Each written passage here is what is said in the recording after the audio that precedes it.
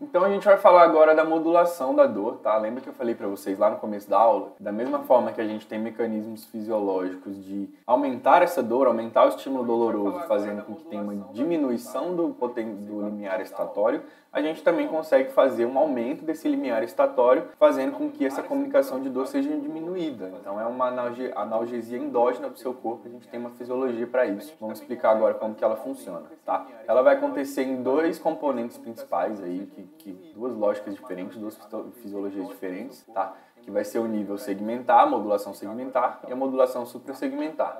Falando da segmentar, ela vai ser definida como esse aumento do limiar excitatório, como eu já falei para vocês. Então vai ser mais difícil do neurônio desencadear o potencial de ação na via da dor dali para frente, tá?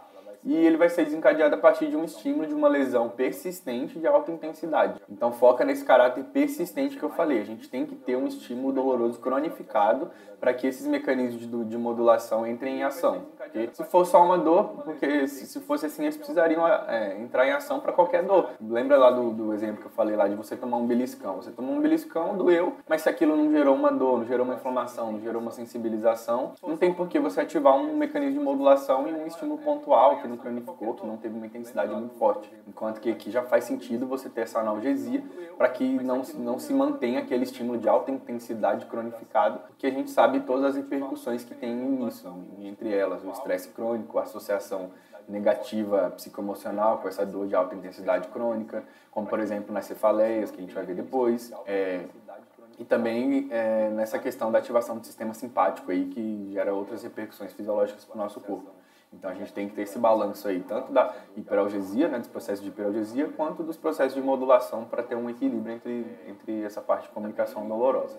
É importante a gente ter em mente os interneurônios que ligam essa via tátil e a via dolorosa, porque eles vão estar relacionados com essa modulação na parte segmentar, e que esse estímulo, da mesma forma que ele pode ser aumentado para gerar uma hipofunção, ele pode ser diminuído, modulado justamente para gerar esse equilíbrio que eu comentei com vocês. Então, lá o mesmo exemplo lá da pessoa que bate a cabeça. Quando a pessoa acabou de bater a cabeça, a gente tem disparo da dor aguda, tem ali, se for uma batida de cabeça lá que eu falei, que tem um desencadeamento do processo inflamatório, tem um galo, tudo mais, aquilo ali vai doer no primeiro momento, vai ficar doendo, aquela dor latejante, às vezes, quando você encosta dói. Só que, com o passar do tempo, a gente tem a ativação desse mecanismo de modulação para que aquilo não fique doendo de graça. Ou seja, você bate a cabeça, ela vai doer ali 5, 10 minutos, depois ela vai parar de doer, né? Aí ela só vai doer de novo se você bater de novo, se você encostar, mas se você deixar a área paradinha lá, fazendo o corpo recuperando aquela lesão tecidual que teve, ela não vai doer. Isso está relacionado principalmente à modulação segmentar. Ela que consegue fazer esse balanço para que não tenha perduração desse estímulo, a cronificação dessa comunicação dolorosa de alta intensidade ao longo do tempo. Essa modulação vai acontecer em dois níveis, como eu já citei, a segmentar e a suprassegmentar, e ela vai ser baseada nos interneurônios opioides. Esse nome dele dado aos interneurônios opioides a gente vai explicar já já. Esses neurônios opioides, eles vão estar qual que vai ser a ação deles? Eles vão receber o estímulo simultâneo tanto da via tátil quanto da via dolorosa. Então, eles que são os interneurônios, lembra que a gente comentou lá na alodinha, que faz comunicação da via tátil e da via dolorosa? Agora a gente está dando nome ao boi, são os interneurônios opioides. Ele faz a comunicação dessas duas vias e eles têm uma certa seletividade na transmissão, que a gente vai explicar já já, tá? Essa seletividade, essa parte de deixar ou não passar o estímulo entre uma via e outra, ela vai acontecer através da produção de encefalinas. Essas encefalinas vão estar relacionadas a esse mecanismo de analgesia endógena, e ela vai estar relacionada principalmente a uma dificuldade que vai ser imposta por esses interneurônios através da produção dessas encefalinas na comunicação entre a sinapse 1 e 2. Então elas vão agir principalmente na membrana pós-sináptica do segundo neurônio da via da dor, certo? E como que ocorre isso? Pela via normal, a gente tem o quê? A parte de cima do fluxograma lá. A gente tem um estímulo doloroso que comunica através da fibra C, porque é uma via cronificada, né, que está relacionada à perduração daquele estímulo, então a fibra C comunica. Normalmente ela vai passar pelo interneurônio opioide e vai subir direto, certo? A fibra tátil da mesma forma, ela vai se comunicar dessa vez pela fibra beta, que é relacionada à comunicação tátil, vai passar por ele e vai subir. Quando você tem uma cronificação desse estímulo de alta intensidade, esse interneurônio opioide que está sendo ativado ali muito, está sendo disparado nele ali muitas PAs, potencial de ação, ele vai fazer a produção e liberação dessa encefalina, que é um opioide endógeno. Ela vai fazer uma fixação na fenda pós-sináptica do neurônio da dor, tá? Segundo neurônio da via dolorosa, e vai fazer uma interferência na comunicação. Então, essa sinapse 1, 2 da via vai ser dificultada porque a encefalina vai interferir na membrana pós-sináptica do neurônio, o segundo neurônio da segunda ordem da via, certo? E aí, através dessa diminuição dessa sinapse, né, da diminuição da comunicação a partir dela, a gente tem uma diminuição da sensação de dor, beleza? Esses receptores, eles foram nomeados opioides porque, se vocês lembrarem, se vocês tiverem esse conhecimento, se vocês não tiverem, vou passar agora. Os opioides, né, o ópio, ele era antigamente usado como também uma droga recreativa, certo? Mas também eles eram utilizados também porque ele foi observado que ele tinha essa característica de fazer uma analgesia muito boa. Por quê?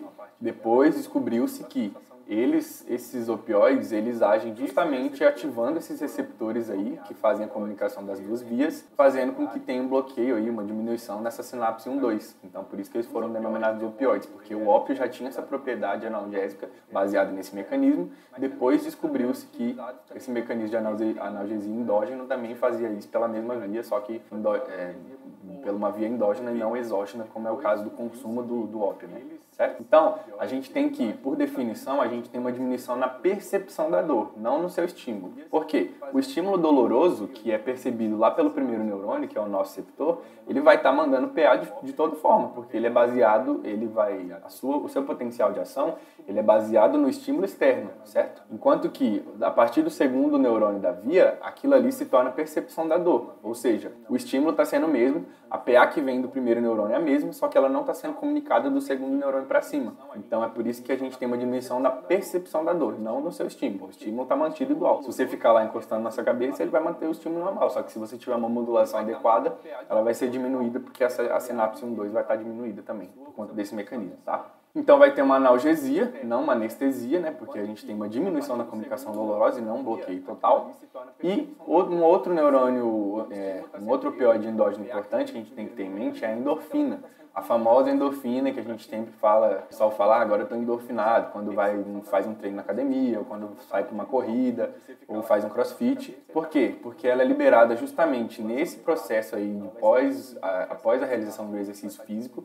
Ela é um neurotransmissor amplamente liberado e ele tem ação justamente nisso. Por isso que a gente tem aquela sensação de bem-estar depois de fazer uma sessão de exercício físico, seja de qual natureza for. E por isso que os exercícios físicos, principalmente nas manifestações dolorosas crônicas, que a gente vai ver mais na frente, como a fibromialgia, eles fazem parte do tratamento, fazem parte do padrão ouro de manejo dessa dor. Por quê? Porque a gente vê que esses pacientes têm uma desregulação nesse mecanismo de modulação segmentar e suprassegmentar. Então a gente não tem a liberação desses opioides endógenos, a gente tem uma dificuldade de produzir encefalina e se a pessoa é sedentária, ela também não produz endorfina. Então ela bagunça tudo essa parte de modulação.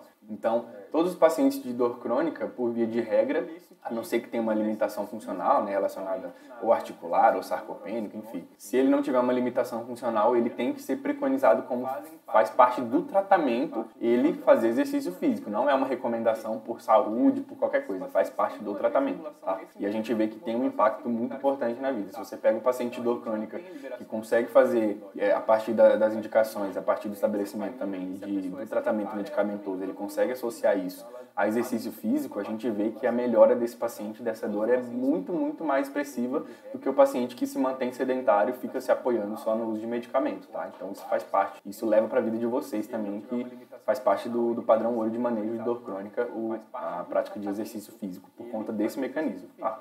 Na parte suprassegmentar, a gente tem a mesma definição do aumento do limiar, né? Ela vai ser realizada também por esses mesmos interneurônios, tá? E ela vai estar relacionada à via paleoespinotalâmica porque é por conta desse estímulo doloroso cronificado, tá? Já nessa parte aqui, além das encefalinas, que a gente vai ver já, tem uma ação importante da serotonina e da noradrenalina, tá? Por isso que, vocês vão ver lá na frente, que a maioria das doenças ali, boa parte das doenças que fazem parte da modulação ali, que tem no seu componente uma dor crônica, elas são melhoradas com o uso de antidepressivos. Por quê? O que o antidepressivo faz? Ele aumenta na fenda sináptica a quantidade de serotonina e de noradrenalina. certo? Tanto os tricíclicos quanto os duais, né? Os inibidores seletivos aí já é só a serotonina, mas já ajuda bastante também. Então, a gente vai ver a correlação, por que eles aumentam isso, por que eles melhoram essa parte de dor crônica, sendo que ele é um antidepressivo, né? Que ele deveria agir só na parte psicológica do paciente. Então, a gente tem lá, acompanha comigo, tem um estímulo doloroso, ele vai ser comunicado pela via palo-espíneo, né? Fibra C, vai atingir lá. Então, lembra que a gente viu que ele tem duas vias na via palo-espíneo? Tem a via que entra na substância cinzenta, no mesencéfalo, e tem a via que sobe difusamente para o córtex depois de passar no tálamo. Essa aqui é aquele primeiro caminho que a gente falou, que ele vai entrar na substância cinzenta periaquidutal no mesencéfalo, ele vai fazer uma sinapse encefalinérgica, e aí, a partir dessa sinapse encefalinérgica, via neurônios opioides, como a gente já viu, ele vai atingir o núcleo da RAF pela via, vai fazer uma sinapse serotoninérgica com locus ceruleus, tá? E o locus ceruleus vai fazer uma sinapse noradrenérgica também com esse neurônio opioide. Aí esse neurônio opioide, depois da sinapse com o locus ceruleus, ele vai interferir na via da mesma forma que a outra que a gente falou, tá? Ele vai liberar lá a encefalina ou a endorfina ou qualquer que seja o opioide endógeno e vai agir na fenda pós-sináptica para aumentar o limiar de excitabilidade dela, para dificultar essa comunicação. Então, é o que eu falei, o mecanismo dos antidepressivos auxilia justamente aqui, porque se eu tenho um paciente que está com uma dor crônica, ou seja, ele já está com esse processo diminuído, provavelmente, na maioria dos casos, a gente observa que ele já tenha um caráter de ter uma diminuição na noradrenalina e na serotonina. Então, aí que a gente entra os antidepressivos, que eles vão aumentar justamente a quantidade, né, nas fendas sinápticas desses dois neurotransmissores e vão melhorar esse processo aqui de modulação suprassegmentar, fazendo com que tenha uma diminuição dessa dor crônica, certo? Então, é bastante importante vocês terem as duas associações nessa parte de modulação. Tanto a associação relacionada à prática de exercício físico, pela liberação endógena de endorfina, tá? Quanto a parte exógena, que é o uso de antidepressivo como tratamento adjuvante para os pacientes que têm dor crônica, justamente pelo aumento da noradrenalina e da serotonina, que auxiliam aí, que fazem parte da comunicação na modulação suprassegmentar. Tá bom?